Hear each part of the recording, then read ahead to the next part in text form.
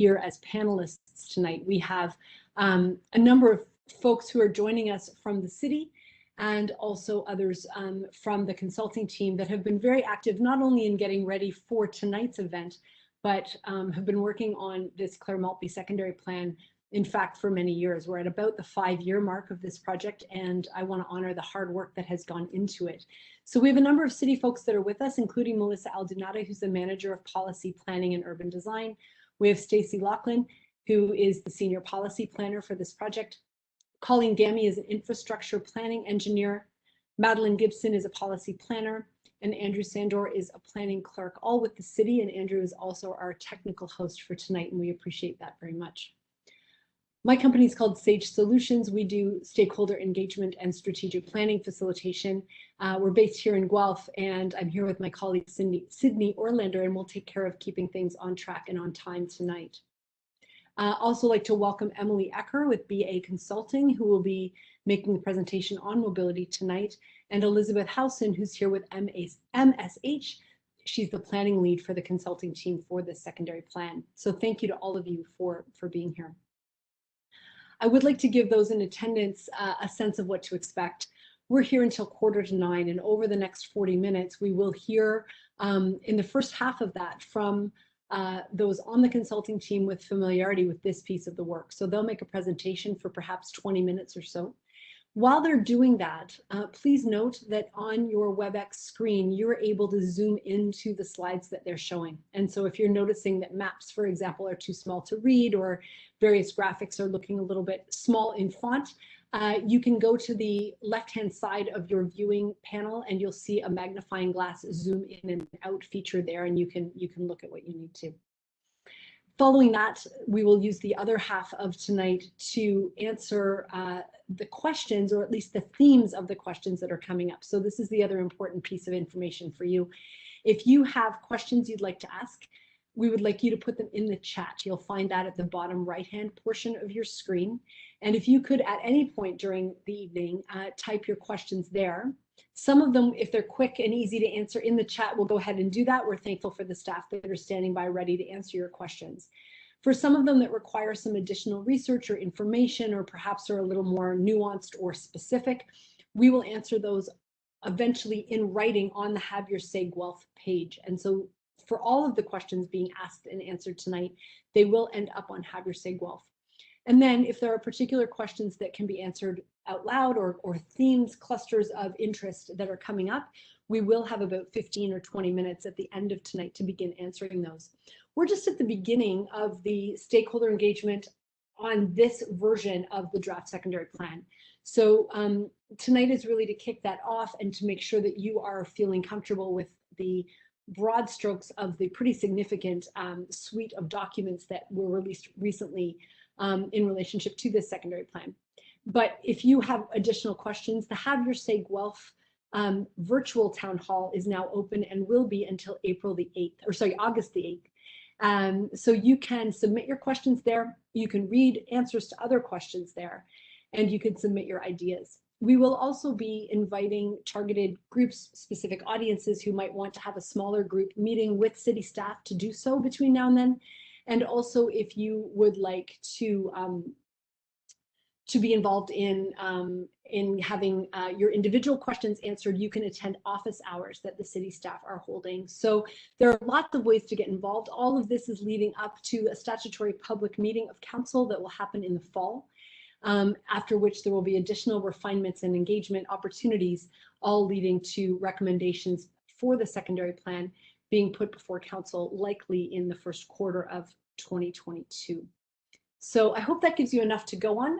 One last piece of advice is that if you have questions to type in the chat, please make sure that they're going to everyone. And you'll see that in a little drop-down menu just above where you type. If it says to all attendees, that goes to all of the public participants who are here, but the panelists like me and the consulting team can't read them. So we need to make sure that your questions are going to all attendees, please. Or sorry, going to everyone, not to all attendees. It's the quirkiness of WebEx language. So to everyone would be great. Thank you very much.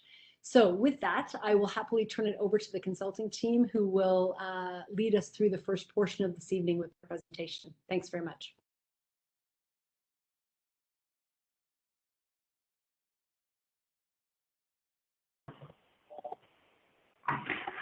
Thanks, Rebecca. My name is Emily Ecker. I'm with BA Group. I'm a traffic engineer with BA Group, and we are part of the consulting team that's been working on the secondary plan, along with everyone else at the city and the other consultants since 2016 now, I think it is. The agenda for today for this session on mobility includes transportation context and background. So some information on the area infrastructure existing and planned, policy planning framework, the Clair-Maltby Secondary Planning process, so mobility objectives and considerations in developing a plan, analysis, so that includes multimodal travel demands, transit, traffic impacts, and evaluation of the preferred mobility alternative. And then from there, there's discussion of implementation and phasing. So what are the next steps and what studies are required beyond the secondary plan and municipal environmental servicing plan. And then we'll end with questions and have your say. So next. So just to give a lay of the land, and I'm sure you've seen this earlier before if you were in any of the earlier sessions, but the secondary plan is in the south end of Guelph, bordered by Clair Road to the north, Victoria Road to the east, the highway, Hanlon, and industrial areas to the west, Maltby Road to the south, and Gordon Street, existing Gordon Street runs through the secondary plan. Existing transit services at the moment run to as far south as Clair Road. The gray blob there in the middle is the secondary plan, and existing signals are located as far south as Poppy Drive, and I believe Gosling Gardens is getting a signal pretty soon as well. The next.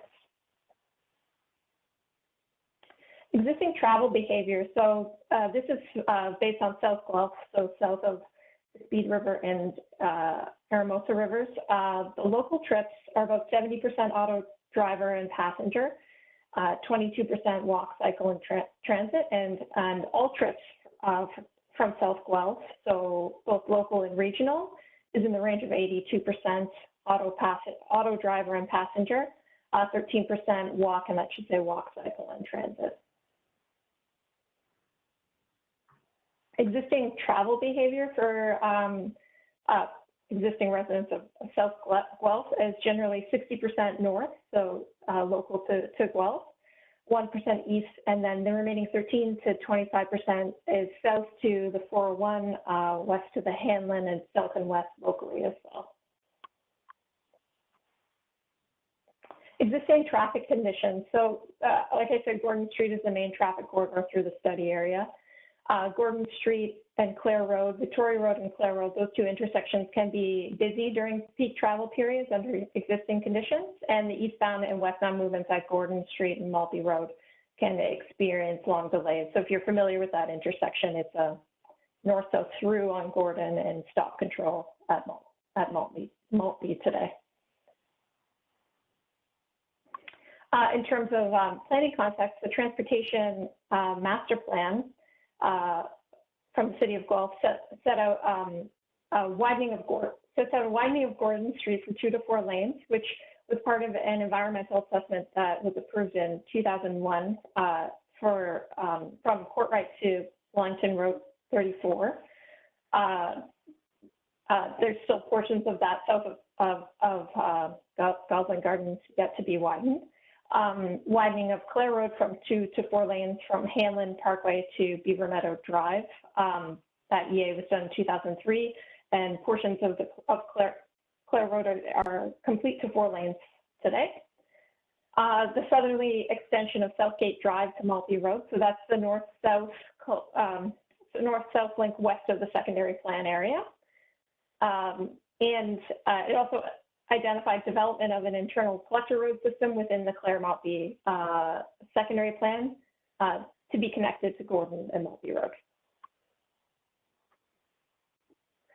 So other key studies that we looked at as part of the secondary planning process is the Guelph Active Transportation Study, Bicycle Friendly Guelph, Cycling Master Plan, Guelph Transit Growth Strategy, Guelph Trails Master Plan, Wellington County Active Transportation Master Plan, some of the environmental assessments that I've already mentioned, and a number of ongoing developments that are either approved, under construction, or under review, but not yet creating traffic on the existing network. Next.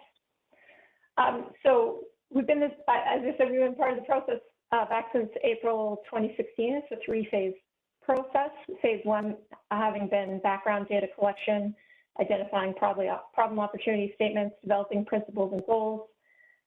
Phase two, developing concept community structure alternatives, and where there was a charrette that was held and a follow-up detailed studies to evaluate them and consider community structure alternatives. Phase three that we're in now is, looks to the preferred alternative, where we're part of developing the draft Master Environmental Service Plan, MESP, and Secondary Plan, which will be finalized. So mobility really has a part in the secondary plan process as far in both the MESP studies, so that top left corner in gray mobility study, and in the development of the secondary plan study. And mobility was studied as part of the Master Environmental Servicing Plan, which was undertaken in accordance with the MCEA, so the Municipal Class Environmental Assessment process. Lots of acronyms, sorry guys. The MESP has followed phases 1 and 2 of the Class EA process and identifies a series of mobility projects that will be required to service the Clair-Maltby secondary plan area. The guiding principles for the secondary plan: vibrant and urban, green and resilient, healthy and sustainable, interconnected and interwoven, and balanced and livable. Next. And then some of the principles that we look to in terms of a transportation network. So providing flexibility, redundancy, and continuity, support for transit service operations, support multimodal transportation, walking, cycling, transit, and auto, enhancing connectivity for all travel modes, so providing choice between cycling and transit and making that convenient. Provide robust and frequent connectivity internal to the neighborhood and to adjacent neighborhoods, and respecting natural heritage features. So when we plan a street network well, the benefits to that include street capacity. So you can build up a road to 6 lanes and 4 roads, or develop a grid that offers the same number of lanes and ultimately provides more capacity. Having a grid and permeable street network also allows for walkability, where you can have a more direct path to and from, say, a school or a street corner or a commercial area. And third is also safety, accommodating all street users, reducing street crossing distances, and reducing vehicle speeds. So as part of that phase 2 of the process of the secondary plan, there were 3 community structures that were put forward, featuring the green, focus on community services, urban and connected, which we evaluated from the lens of mobility.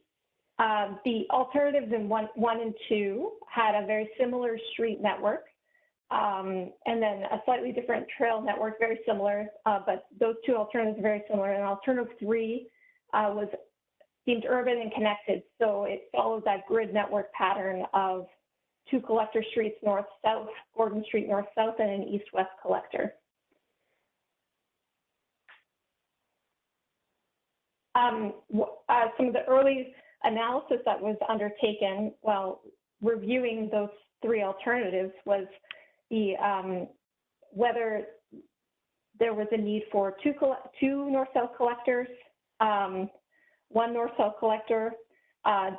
What we looked at first in consultation with the city was the east collector, and whether the secondary plan could be supported with Gordon and the west collector, given the number of natural heritage areas on the east side of Gordon. And it was determined there was support for removal of the continuous north-south collector road east of Gordon Street. There's support for 4 lanes along Gordon Street with left turn lanes where permitted. And then additional analysis of just Gordon with the collector west of Gordon.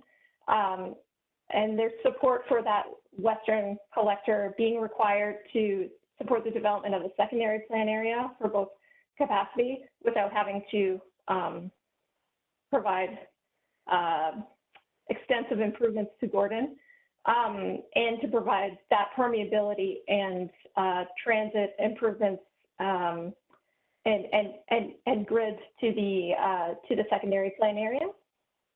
Next.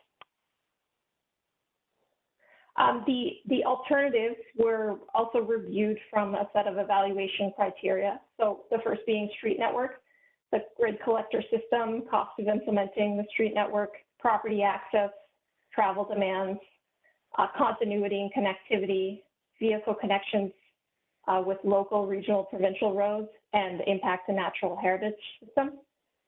Active transportation, providing facilities within the public and private realm, which encourage cycling and include off-road cycling facilities. Active transportation links to the Clair-Gordon mixed-use node, South End Community Park, and other community facilities, and safety.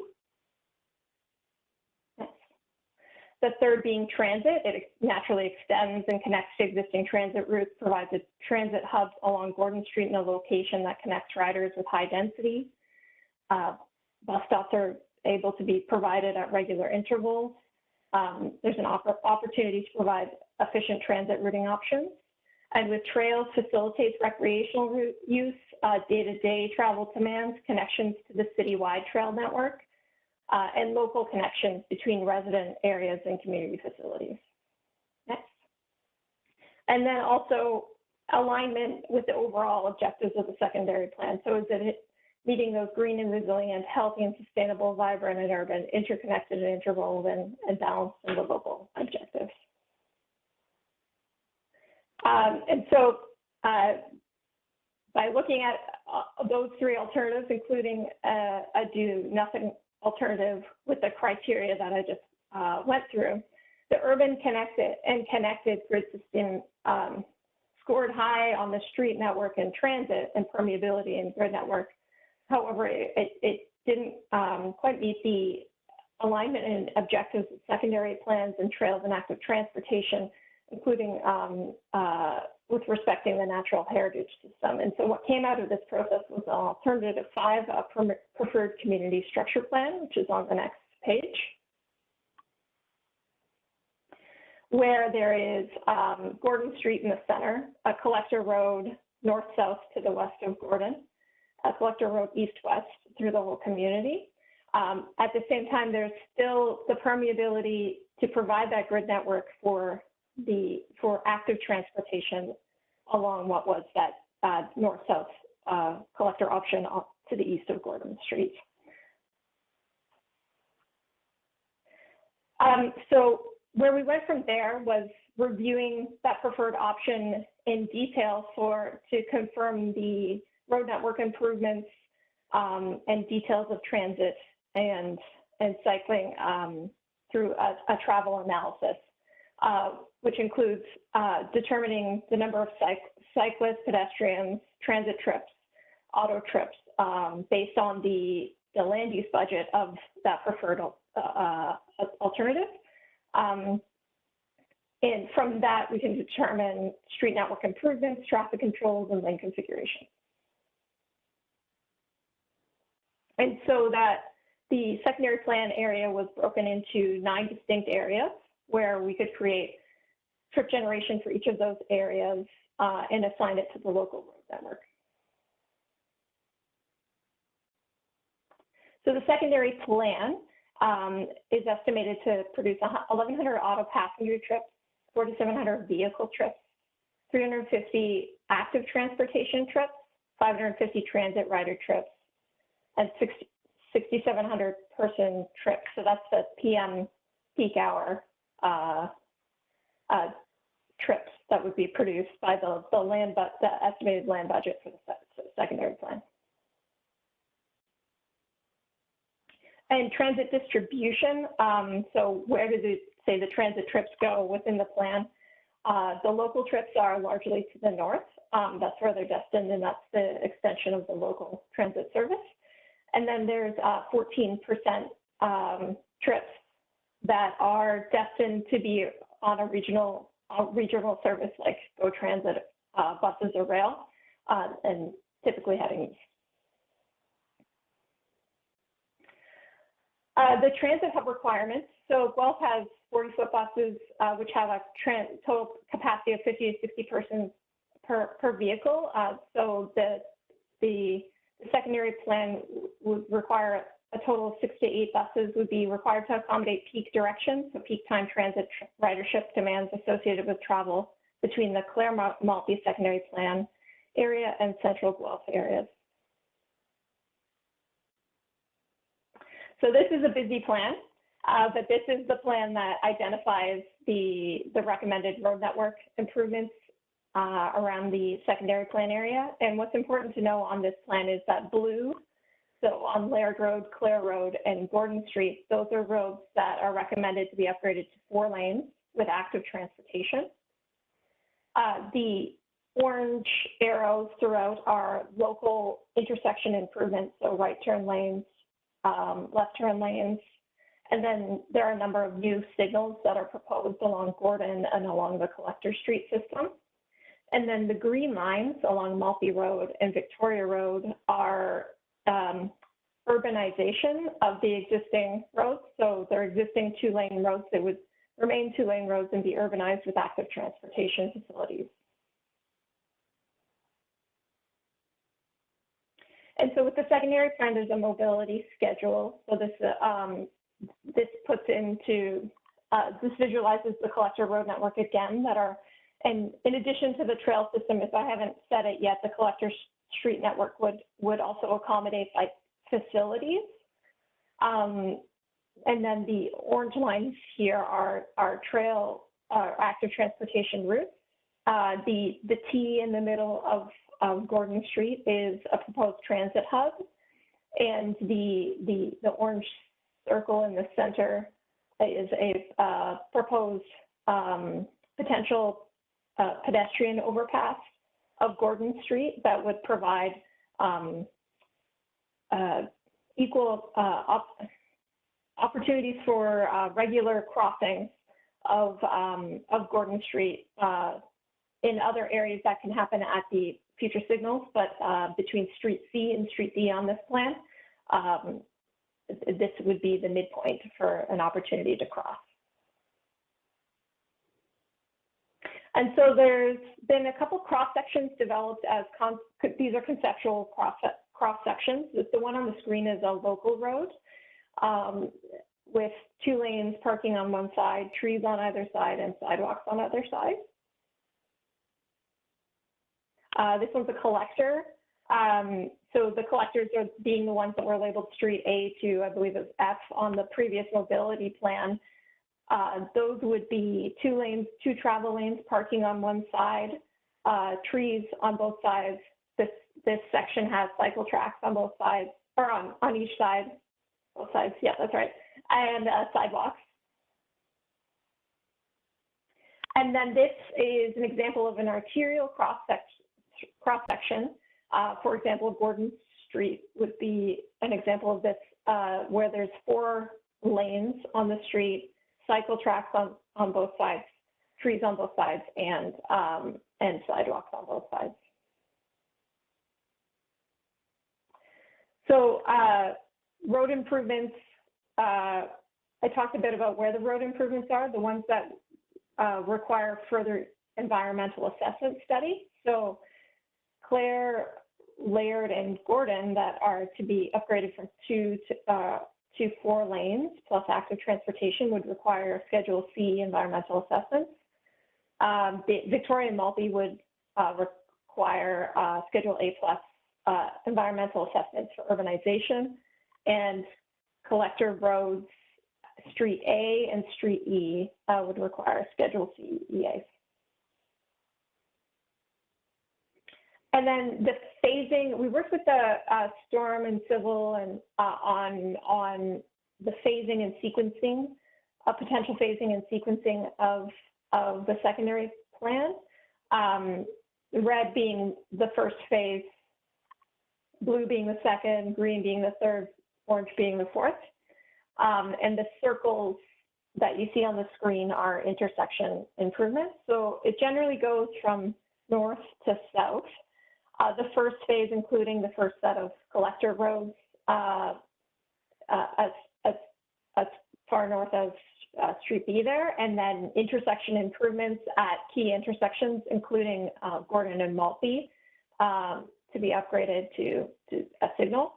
The second phase, as it works south, includes four lanes of Gordon Street, Clair and Laird being upgraded to 4 lanes, and the collector roads that are part of development further south. Number 3 south is in the southwest corner, and number 4 would be the southeast corner. Recognizing that development can occur in a number of different ways, but this is the preliminary sequencing order that we looked at. And that's it. So I'll open it back up for questions. Emily, thanks very much. Thank you for that presentation. I really appreciate it. I noticed that there was some conversations about crossings, and I think those were answered both in the chat and by the slides that were just presented. And I appreciate the additional reference material that Colleen has provided in terms of road widening or new roads that are in the chat. So I'd encourage all of you to have a look at that for those that are interested. Does anyone have any additional questions? We don't seem to have any unanswered questions currently in the chat, but we do have a few minutes to be able to answer other inquiries if anybody has them. So please do go ahead and put your questions in the chat if you have any.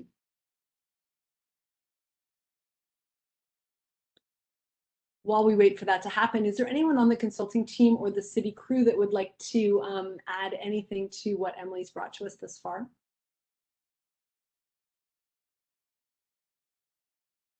I think Emily did a great job covering what we've done from a mobility perspective. I think we can refer back to an earlier slide that Liz had in the overview presentation, and it was sort of trying to balance general connectivity for the road versus protection of the natural heritage system. So that's the balance that we've tried to achieve with this plan.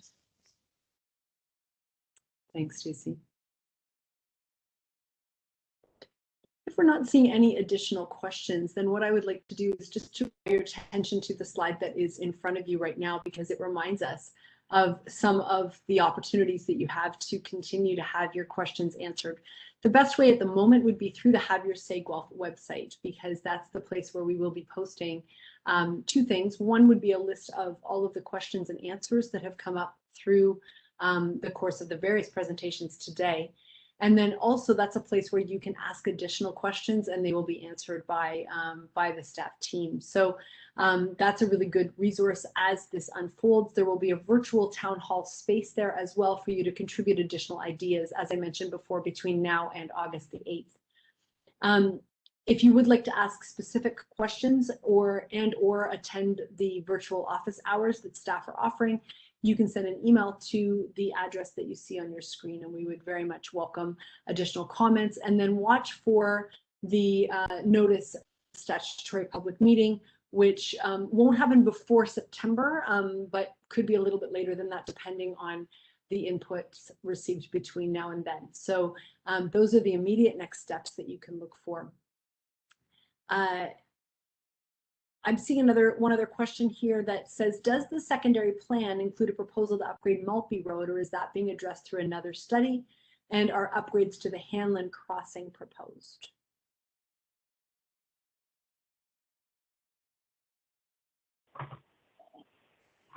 There's urbanization of Maltby Road.